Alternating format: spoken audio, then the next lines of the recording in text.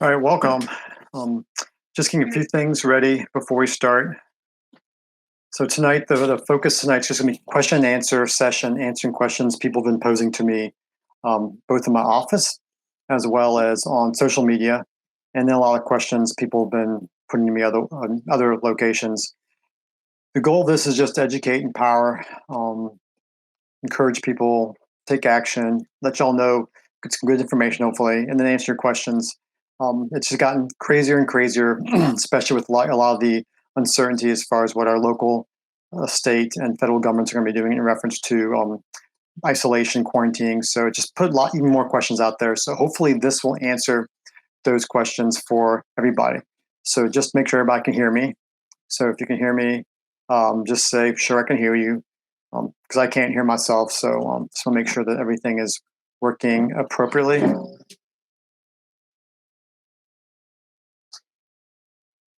I don't know any reason why. Okay, so all right.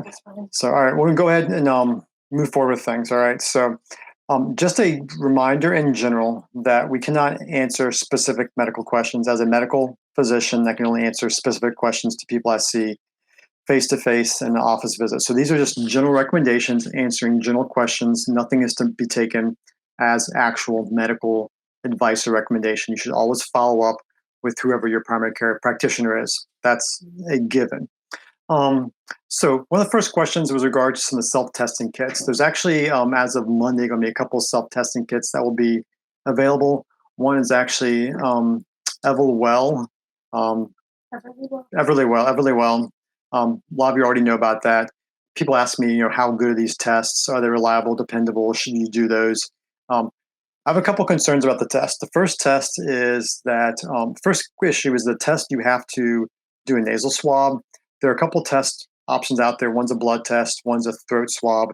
It appears that what's going to be available to most people is going to be a nasal swab.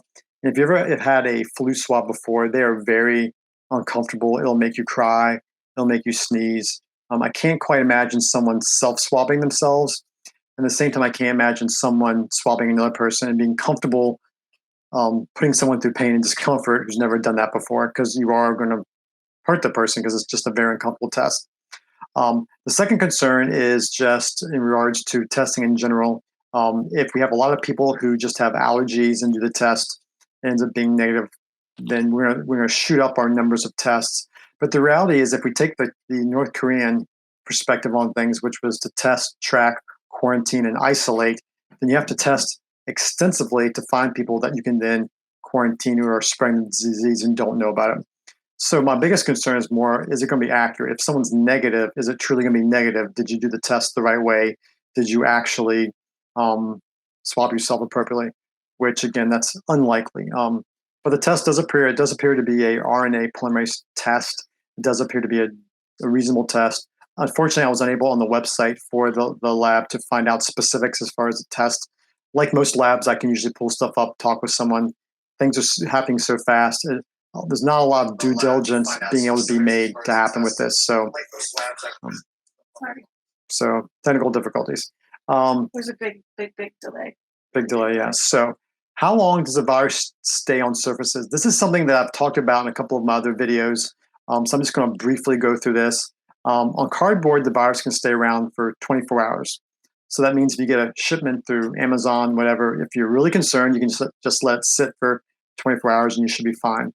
Metal and plastic can stay up to 3 days.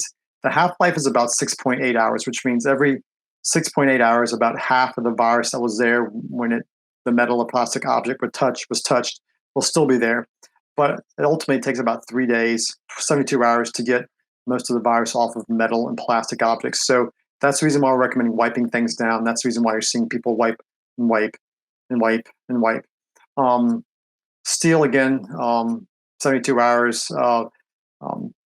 Copper, about 4 hours. One interesting thing is that it can be viable in the aerosolized form for up to 3 hours. So what does that mean? The aerosolized form is basically when someone coughs or sneezes, they make small particles, and those can stay suspended in the air for up to 3 hours. Hence, if someone sneezes in the air in a room, if you have a close group, this is one of the reasons for social distancing. If you have 50 people, 10 people, 15 people, however many, in one location, and they're all breathing the same air, and someone coughs and sneezes, the viral particles can stay suspended in the air for about 3 hours. Now, this might come into play where things like HEPA filters can be very nice. In my office, those who've seen me the last 2 or 3 months have seen I have a little white HEPA filter that also ionizes the air and has a UV light that disinfects the air, cleans the air. Well, the HEPA filter, which you can get at any Costco, any Amazon if it's available, remove particles down to zero point 0.3 microns and below, and these particles are 0.6 microns. So using a HEPA filter should filter out the majority of the suspended particles in there. Another question people have been asking me about is the blood typing. There's an article talking about blood type. If you're type A, supposedly you are more susceptible to the coronavirus. A couple of issues with that. The concept of blood type, whether it's eating right for your blood type in relationship to autoimmunity, this is not a new concept. People with different blood types have different antigen presentation. They have different proteins on their red blood cells. My quick response to the blood type question is, first and foremost, we don't have enough data. The one study is not as clear, as good as I'd like it to be. It's not as it's just not the quality that I would like. The bigger picture is there's more important things you can do. Ultimately, your blood type, your genes, these are things you cannot change, but there are so many factors you can change, like social isolation, like sleep, stress. A lot of stress going on. Just learning how to de-stress will affect your immune system. Nutrients, food. There's so many things you can do to boost your immune system. I think to focus on something that may have import, but ultimately you can do nothing about, and the import appears, if it is something real, it appears to be a minor input. I could talk about blood typing and how it's been transferred through different people groups through wars and et cetera over the last several thousand years. But the big thing about blood type is you don't have any one ethnic group that has one blood type. There's been so much interracial mixing over the last 10,000 years of human history. It's really hard to find just a blood type in one ethnic group. So those are some of my concerns about that. GI symptoms. Another great question that was been asked me about GI symptoms. There was an interesting study that came out showing that people with the COVID-19, over 50, I think it was 53% of people would actually have GI symptoms. Just as a quick reminder, when we had H1N1, GI symptoms were actually a significant part of H1N1. For those of you who remember that several years, can have GI symptoms. It just appears to be unique with the COVID-19 that 53%, well, we'll just say over 50% of people can have GI symptoms. The one study I was looking at, it wasn't, again, everything is so preliminary. Usually in research, you want to study. Someone says, hey, look, I found a correlation.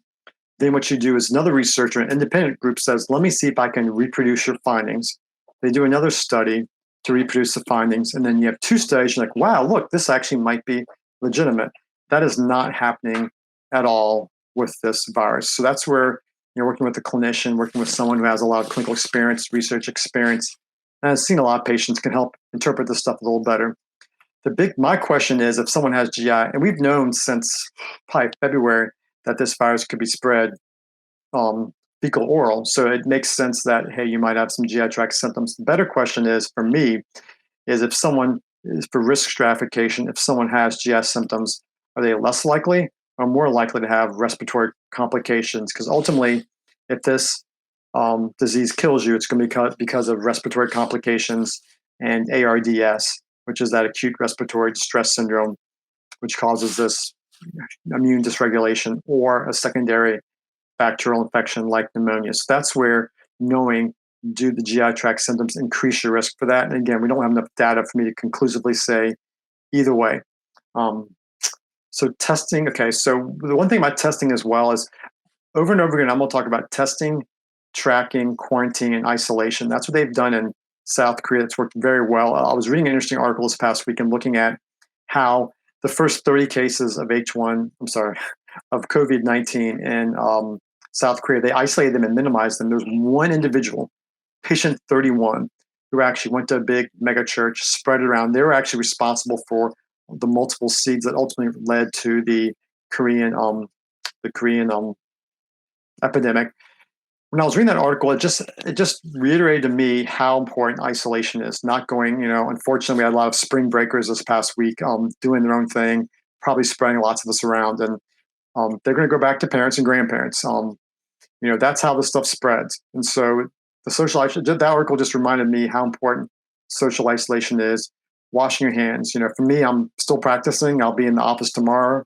I'll be wearing my face mask. I'll have my HEPA filters running in my rooms. I'll be wearing my scrubs that I take off before I get home.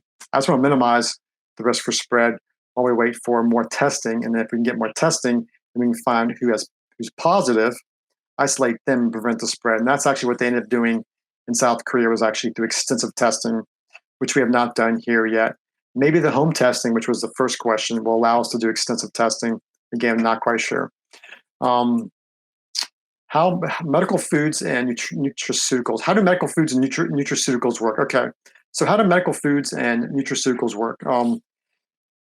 Food is medicine. Literally, how they work is that it gives your body what it needs to work appropriately. If you're talking about green tea, or the active ingredient in green tea, which is the EGCG, it increases zinc into your cells, and that increased level of zinc helps your cells fight off infection better. If you've been paying attention to the hydroxychloroquine and the chloroquine question, those molecules are ionophores that work like EGCG, that work like quercetin. They help zinc into the cells. So if you're zinc sufficient, they're not going to do a whole lot for you. If you're zinc insufficient and you take zinc with these ionophores, you have an improved response, which if I was to use hydroxychloroquine with a patient, I would give them zinc as well. And that's how those two medical foods, quercetin, which we find in apples and onions, and then the EGCG green tea. But I think the question there is, food is medicine. If you have an issue like low blood pressure already, is it going to make your blood pressure too low? Green tea is not going to make your blood pressure too low. A lot of these medicinal foods, they're modulating things, which means they don't mess things up too much. You can improve cardiac function with EGCG. It's used in some certain cardiometabolic protocols I use with my heart patients from Vanderbilt, from Dr. Houston's work at Vanderbilt, and I don't see their blood pressures go down. You also have to realize tea has caffeine, so actually maybe if you drink too much, your blood pressure might go up. The nice thing about food is no one ever, if you eat healthy foods, they don't kill you. People don't die from eating healthy foods. But the medicinal foods, food is so multimodal. Turmeric, there's over 83 different chemical pathways that it does, whether it's NRF2 modulation, immune modulation, healing leaky gut, does so many things. If you look at nettles are another thing. Nettles have quercetin. Nettles are mast cell stabilizers. So I use nettle tea during allergy season. I think the gist is that food is medicine. And if you've been eating processed food, we know that half of all chronic disease in our country can be directly related to eating processed foods. Half of everything I see in my clinic directly related to eating processed foods. We know that 80% of heart disease and 70% of cancer can be prevented by diet and lifestyle alone. I think this is giving us time just to repose on food is medicine. And if 80% of what Americans eat is processed, we're not eating medicine, we're eating things that cause disease. Nutraceuticals, it fell down. Sorry, I guess my mic fell down.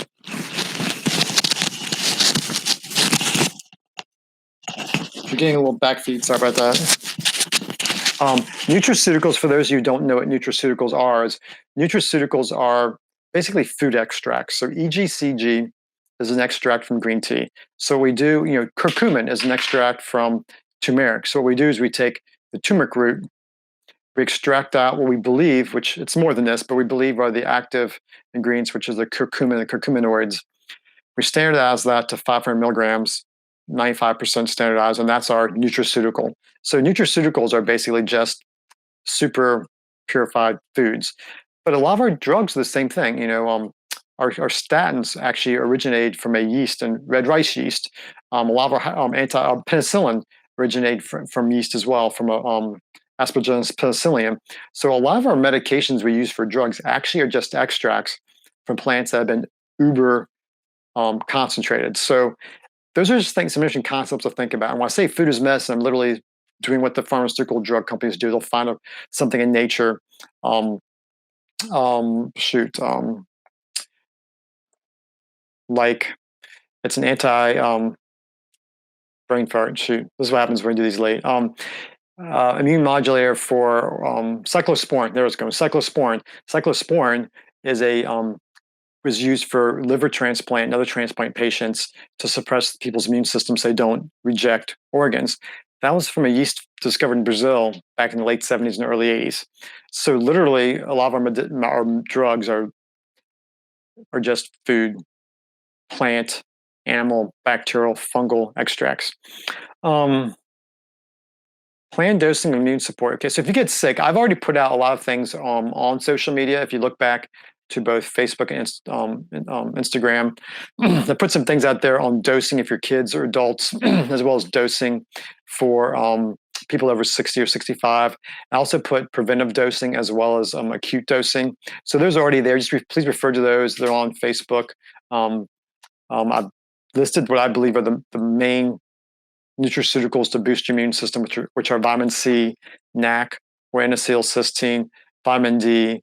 Zinc is an important one. It's becoming even more important, especially with some of the anti-malarial drug research. And then the fifth one is just some kind of herbal combination.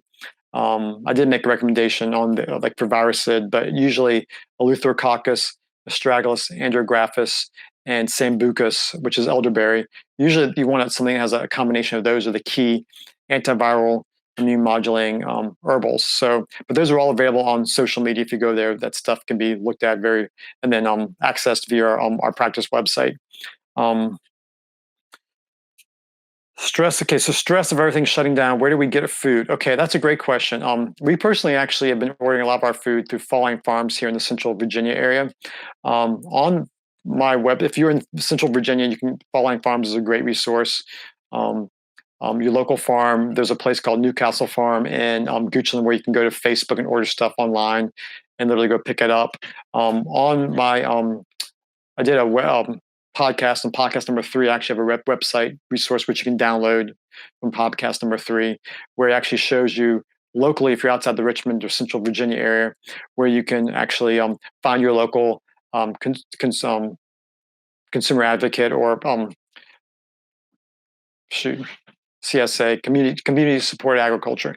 For those in the Central Virginia area, we'll make a note. I did talk with one of the people who actually organizes Falling Farms this weekend, and they actually are so backed up. They're kind of holding on new orders for now. Their goal is to actually ramp up and to be able to provide more food. We have plenty of food. It's just the issues they're overwhelmed with the amount of people asking for stuff for them. My wife is she actually was the one who talked with them. She's gonna. Hopefully Facebook can also hear. I'll try to talk loudly. Basically, they are wonderful and have been providing food for over a decade in the Richmond area. But with the influx of extra members, they are just trying to figure out some infrastructure issues. Some of their drop sites were restaurants or other places that have had to close down. And so they can't serve as a drop site. So they've got to figure that out. And one thing that I thought was really cool is they are trying to pull in, food service workers, basically restaurant and people who work in restaurants and things that have had to shut down in the middle of this, who are already trained on, proper procedures for food safety and they're basically already trained on all of that, and also are displaced from jobs right now. So they're really trying to work hard to get that put into place. They're hoping to have everything fully up and running soon and be able to widen their membership base at this time. But just be patient. If I think they've already had to close down for this week, and they're really wanting to protect, access for people who've supported them for a decade. As well. So there's plenty of food. The farmers are out planting and harvesting right now.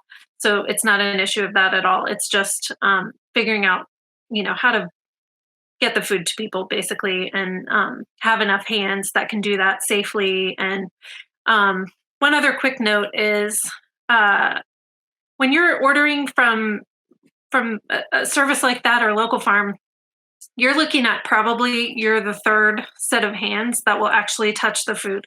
So you've got the producer, like the farmer, who's harvesting your food, and then whomever is packaging it, if it's not also actually the farmer. And and then the bag might get handled by one person who's, placing it at the drop site, and you get it. So like you're the third or maybe fourth person, which is vastly different than something traveling. I don't know what was the average. The average food that gets to you in the grocery store travels about 1,500 miles before it gets to you, before it gets right in front of you in the grocery store. So, And that's not to disparage, grocery stores. Obviously, absolutely we've not. depended on them for a while, but and local grocery stores aren't really in that category. They're obviously a much shorter distribution chain, but um, we it's just interesting thing to be thinking about right now, because I think people have been getting their food this way for a while, or have been felt a lot more secure going into a very uncertain um, set of circumstances. So Yeah. hopefully that all makes sense. Gotcha. And we'll be updating as things go on. And again, we don't quite know how long this is going to be going on. Um, anywhere from 14 to 28 days. Right now, we're waiting to hear. I think in Virginia, again, maybe April 3rd, 4th. So who knows? So someone else also asked as well, how can you use diet and lifestyle to support mental health and reduce stress? So that's a great question. I actually was doing a podcast series on the foundation of functional medicine that actually got stopped short because of this whole COVID-19 thing, which we'll kind of delve into that. But to get to cut to the chase, your brain's 80% fat. So there's literally a prescription DHA product you can buy called Viarin that's used to treat ADHD. The military is using EPA capsules to prevent brain trauma when roadside bombs go off along military people. I mean, getting the right kind of fats, the right kind of food will help brain function. I'm avoiding sugar fluctuation, sugar spikes. If you ever given your kids sugar, you see what happens to them. They get a little crazy. Give them red dye. Red dyes and yellow dyes are neuroinflammatory. I knew back in 1998 that red dye could actually give you ADHD and make kids have focusing issues. So just getting real food can have massive effects on mental health and stress. And then right now is a great time. We're kind of forced to regroup and revamp. Prayer, meditation, things that help you center yourself, and maybe pulling away from all the social media, pulling away from all the news. It can be quite overwhelming right now because we just don't know, and not knowing is actually the biggest thing. And ultimately, we can take care of ourselves, take care of our family, our friends, but at the state and federal level, we just need to see what happens, because we can't really change that currently. And then kids, how to boost their immune system. I mean, kids, one of the best ways I don't want to say the same thing over and over and over again, but the diet, for example, if you're a female diagnosed with breast cancer and you do a ketogenic diet, you decrease the risk for recurrence of the breast cancer 25%. So a ketogenic diet, for those of you who don't know, is basically a low carb, i.e. low sugar, low carb, low processed food, no processed food diet. It's super strong. We personally in our family are using lots of bone broth. Bone broth is great with the trace minerals, the collagen. These are all things that help your white blood cell function as micronutrients. I've learned a lot from animal husbandry. We have a little farm. We have cows. And when I was researching cow health, one of the things I learned, and then our neighbor has horses, one of the things I learned was micronutrients. And any farmer knows this. They supplement their animals with certain micronutrients to prevent diseases. But yet we remove micronutrients from our foods when we process them. And so bone broth is just a great way to get back. Kelp is another great way to get back some of these micronutrients that we would typically get if we were eating real food, grown on land, caught out of the sea. So those are the questions I'll posed on social media. We have a few more minutes left on this live session. So if there are any questions, I wanted to answer those as best we can. And just as a note, I'm going to continue to try and answer questions. This is a quicker way than Facebook and social media. We have been collecting those questions. Keep them coming. share this stuff with your friends. They can ask their questions. We want to be a resource, but ultimately, it's just my wife, myself, and I still have my full time job I'm trying to do with my business. So, um, just be patient with us. We appreciate everybody's understanding in this time, and hopefully, what we're doing is helpful. Um, okay, so there have been some articles going around about melatonin potentially being helpful in reducing the severity of the disease. Um, just I don't think you looked at any of the articles, but I think everything that I'm seeing, there are some like just studies, but it seems a little bit hypothetical, and even Yeah. like the papers that have gone out are more like, could this actually help? Yeah. So I guess just your My melatonin. Okay, so melatonin is super awesome. There are actually studies looking at 20 milligrams a day of melatonin to help treat breast cancer. You have to realize melatonin not only is an anti-inflammatory, it's an immunomodulator. Yes, it helps your sleep-wake cycle, but it's interesting how melatonin actually helps suppress cortisol. So cortisol, when you're stressed, it's high in the daytime. It actually slows white blood cell movement. It slows white blood cells going to an infection site. And melatonin actually counterbalances that. Um, I use it with actually some of my kids with autism. I'll use melatonin to help with immune brain inflammation in addition to some other nutritionals. So, I mean, the thing about melatonin as well is your body naturally gets melatonin when you're sleeping. So if you're getting 8 hours of sleep at night, guess what? You're going to have better melatonin levels. So I think get your melatonin naturally by sleeping. Um, I'm not going to recommend people take extra melatonin. The other caveat about melatonin is the physiologic dose of melatonin is less than a milligram. And so if you take a standard dose of melatonin, you're taking 2 or 3 or 4 milligrams of melatonin up to 10, you're taking a super physiologic dose. So theoretically, you could suppress melatonin production over time. So I would just, short term, it's fine. Um, Ultimately, you have to sleep. Sleep's the most important thing. Melatonin could be helpful, but I think sleep and getting your body to spike its melatonin while you're sleeping is going to be better for your immune system fighting this than just taking melatonin. But it is great for your immune system, though. okay. Uh, Liposomal vitamin C is out most places. I'm assuming back ordered. I know the one that you recommended is out on Mercola's site as well as Yeah. on, I guess, both FullScripts and Welevate. So, what would you recommend either instead or just order and it should get here soon? Vitamin C is vitamin C. I mean, I guess you could do what the Native Americans did and find an elk, hunt it down, and take the adrenal glands out and get your vitamin C that way, which is kind of how they did it back in the day. That's a little extreme, I know, but besides that, you have to order. I personally had to order some things about a week and a half ago, and I just got them in this past week. Most things through Elevate and FullScript are about 2 weeks out. Unfortunately, there's been a run on not so I'll just say be patient. If you do look at 12 8 full scripts, they do have a lot of the brands I usually recommend. They're all gone, but there are a lot of other brands. I would just say do due diligence. If you find something there, just research it to see if it's a decent brand. Just gotta be careful because a lot of vitamin C, it actually comes from corn, and so if you get a buffered C and you're not getting a good one, for example, and it comes from corn, and you have corn issues, you might actually feel kind of crud. It's in an anecdote, my wife can't do a lot of those manufacturers for a buffered C, but she can do Perk. And their source for their vitamin C actually is a South American root. So there must be some kind of corn thing or something that with the process that she has, yeah. So I wish I had a better response besides that, but just order it and wait. We're going to be here for a while. We're going to be doing this for a while. According to the British data, they're probably anywhere from 9 to 13 weeks out from their peak, which means we're probably about the same time from our peak. So we're going to be doing this for some time. So Okay. There's a lot of questions that we've covered in past videos, which I know I really understand how hard it is to go back and try to find them because that's why I haven't gone back and rewatched everything and then itemized the lists. But I think we're going to try to get to a couple questions that haven't been answered before, just since we know we've already put a couple things have been covered like three or four times already. Sorry about that. Just really quickly, since I'm talking, I simmer if I do the bone broth on the stove, I simmer it. It can be simmered for 6 to 24 hours, believe it or not. Usually I would do something on the shorter end of that. And you have to have a stove that goes down really, really low.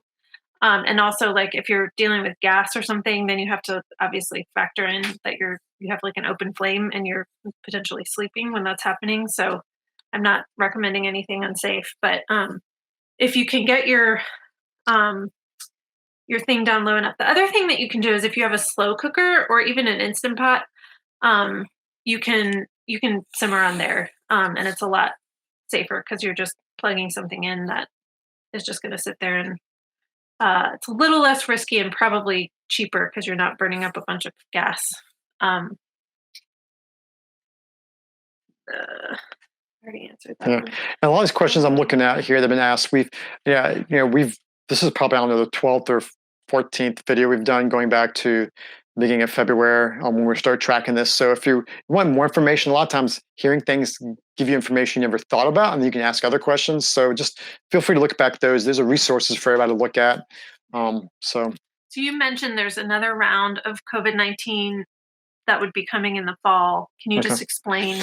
So typically, what happens with a infection like this is it goes in the community, like we're seeing, it's spread throughout. And so what happens is you have the initial round, and then something like COVID-19 or H1N1 or H2N3 or H2N, whatever the flu virus strain is, or the coronavirus, because ultimately COVID-19 is a coronavirus.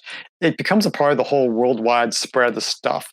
So usually there's a cycle where the flu season starts in the fall and it's over like May-ish time, but it's a very regional spread. As you all noticed with China, they started getting this in December. We started getting it, who knows when, but we'll just, for the sake of argument, say beginning of March. So it spreads and tends to go cyclically around. So it will come back again in the fall. The more people that get it now and get better, the slower the progression will be in the fall. If y'all follow the flu, which I follow the flu, almost like people in Florida who follow hurricanes, I follow the flu every year. You'll see it kind of come to the United States, a few states, And what happens if you have 25% of the population for influenza, for example, will get it any given year. So that means is every year, 25% of the population is inoculated with the most common strain.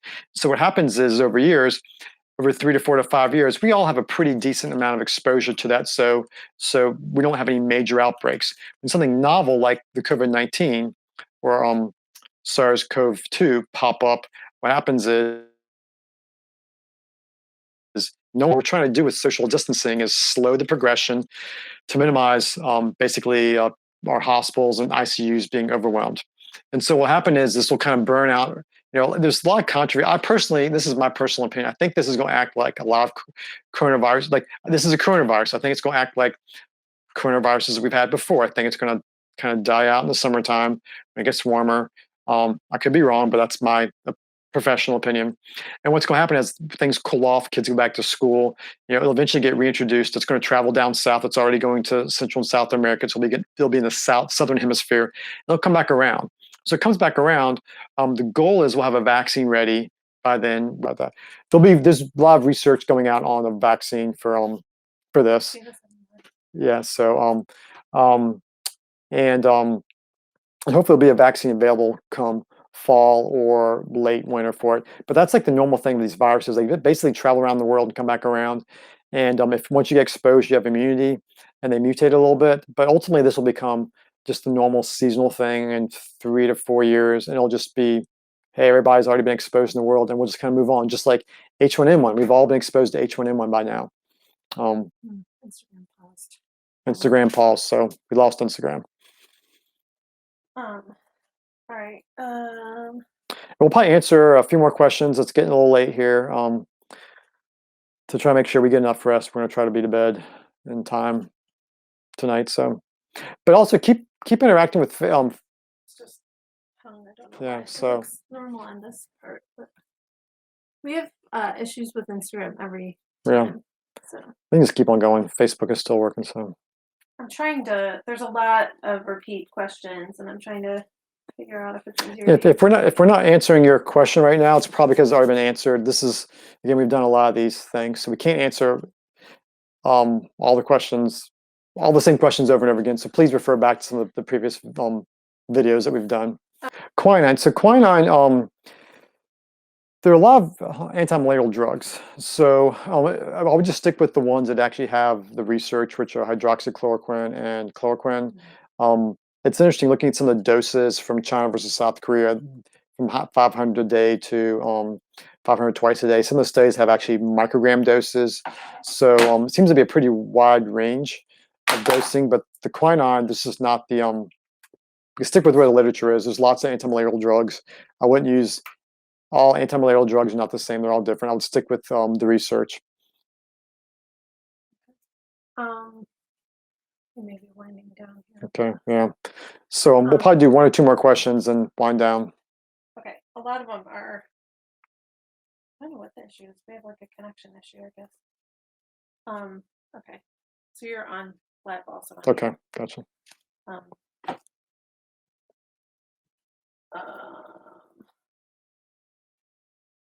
I'm trying to. Sorry, guys. Oh, if you have ascorbic acid powder, how would you use it if somebody has that? Ascorbic acid powder can be used. It's acidic, and so it can give you some GI upset. That's one of the reasons why you get it buffered. You could use that and do 500 milligrams, 1,000, 2 to 4,000. You're just going to have more GI symptoms. So ascorbic acid works well. You can use it. It can give you reflux. If you have interstitial cystitis, it can make that worse. So one of the reasons we just don't use as much ascorbic acid is just it can cause some more side effects, but you can use it the same way as you'd use buffered vitamin C. You're just more likely to have some GI upset.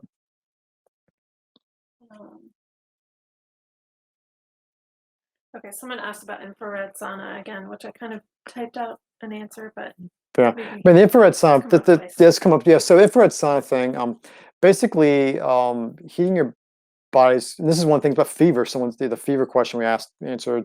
If you raise your body's core temperature, it boosts your immune system, increases your innate immune system, boost your natural killer cells. That's one of the reasons why your body responds to infections with a fever.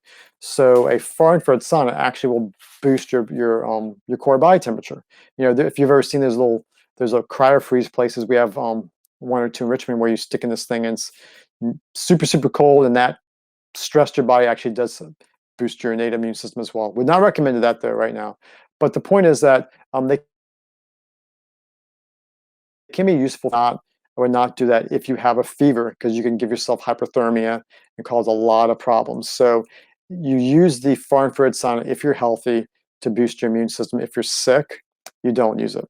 Okay, so Instagram missed your answer about COVID-19 coming back in the fall. Could you just sorry? Debate. You can look at Facebook for the long answer to that, but the short one is that viruses rotate; they come back around. Once it dies out, whoever hasn't gotten, it'll come back around. And over about 2 to 3 years, about 3 years, basically 89% of the world is going to be exposed to this. So, but it's going to come back just like H1N1 did, just like actually Spanish influenza basically came back in the fall. And that's when that's just the natural way viruses cycle. The longer answer would be on Facebook. If sorry, y'all got cut out. So yeah, I don't know why we always have issues with Instagram. Sorry, Facebook's also hearing this now. Yeah, it's really a pain, but we have such good engagement. We just keep trying to use it, but I'm sorry. Yeah. So we'll answer one more question, and then we're gonna call it a night. I don't know if there are any more questions. Oh, there may not be any more questions. Okay, well there. I guess we'll call it a night. Oh, what should people do? This one's come up like 3 or 4 times. What should people do if they have to work outside of home when they get back home? So I will tell you what I personally do. I have a set of clothes that I wear to work. They're my scrubs, whatever your clothes are. I have long sleeves that cover my arms. I have a mask that I'm wearing when I interact with patients, and so that I don't get exposed to the water droplets. And then when I get home, my wife basically opens, actually my son sometimes, if he's paying attention, will open up a side door that I come through, so I'm not around the family.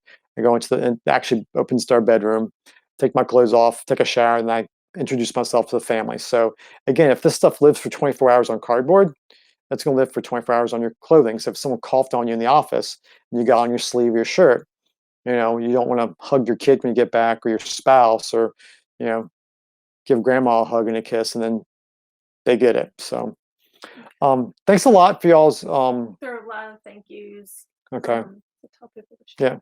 Yeah, and share with your friends. Our goal with this is to give people usable information to answer people's questions. I've been amazed by how much misinformation. I usually personally am not engaged with social media. I'm usually personally not engaged with a lot of the standard news media. Usually, when I see an article comes out in the media, it's something I've already read. It's usually half a year to a year before.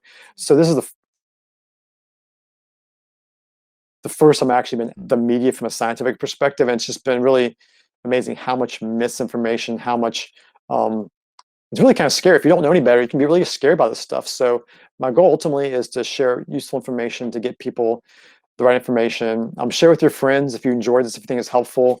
Trying to get the word out and just get a useful resource. If you think this is a useful resource, if this is helpful, if the other things are helpful, share with your friends. I think getting people educated is going to be the best thing we can do to help calm some of the hysteria and just give us information that have an action plan to take care of yourself and your family, because this is going to be going on for a while. We're at the beginning of the beginning. So have a great night. Take care. And thanks for your trust and following us. And we'll see you later. You're on here, I think so, but That's fine. Okay, you have to end this one. In the vid. Okay. I'll hit it.